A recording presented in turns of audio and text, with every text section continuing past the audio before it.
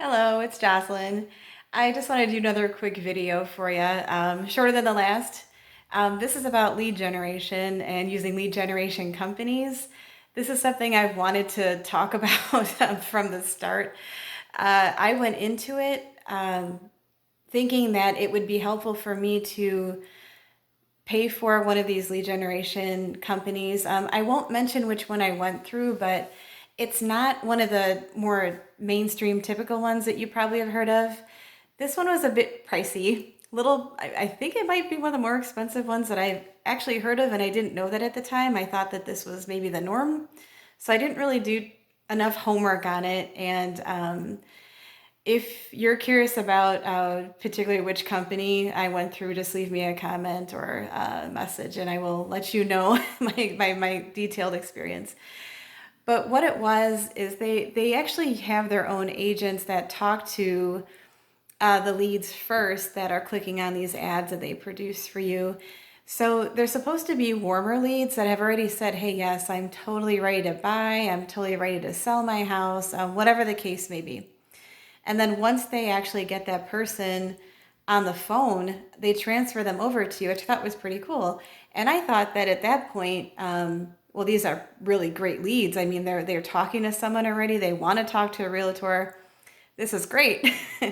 But at the end of the day, after 3 months with them, and I had to dip into my savings to do this, I really thought that it was going to pay off. But we are in the era of COVID, so I really can't say that it's the company's fault necessarily. It just might have been the circumstances. But I had 85 leads when I left, and nothing came of it. And I'm a talker. I call, I text, I email, I send things. So I definitely don't feel I dropped the ball as far as touching base with them. But it just didn't really pan out. So what I learned from that is that for what it's worth, my advice for realtors that are starting out is it's a very tempting thing to do, I think, to go with a company that says, hey, we'll do all the tough stuff. We'll do the cold calling, or, you don't have to worry about any of that stuff. We'll take care of it. And we're just going to send you these awesome leads and you're going to be just okay. And that's just not what happened. So I did learn from that experience, and hopefully I can share that with others, and they can maybe not follow in the same footsteps that I took in the very beginning. But as a new realtor, you just try to do the best you can and make the best choices that you can at the time. So, anyways, right now I'm not signed up with any kind of lead generation company, but I sign up for a list with Inbox.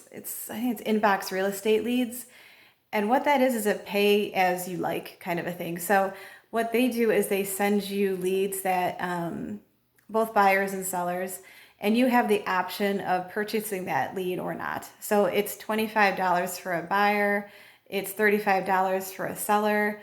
If it turns out to be a bad number or the lead is really just, it's not going to happen, you can request a credit.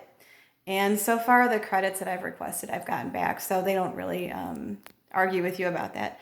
Otherwise, I really don't know how much I feel about lead generation as being a good idea.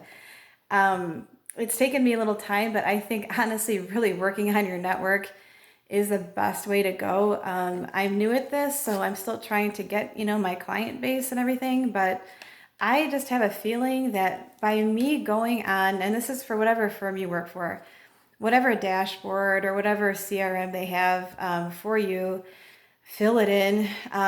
Go through all your Facebook friends, all your family members, friends of friends, things like that. It takes time, but you put in their name. Forewarn is an app that has been a lifesaver. I think most realtors will get access to Forewarn, and you can get some names, addresses, phone numbers, things like that. And that I do think is going to be the key.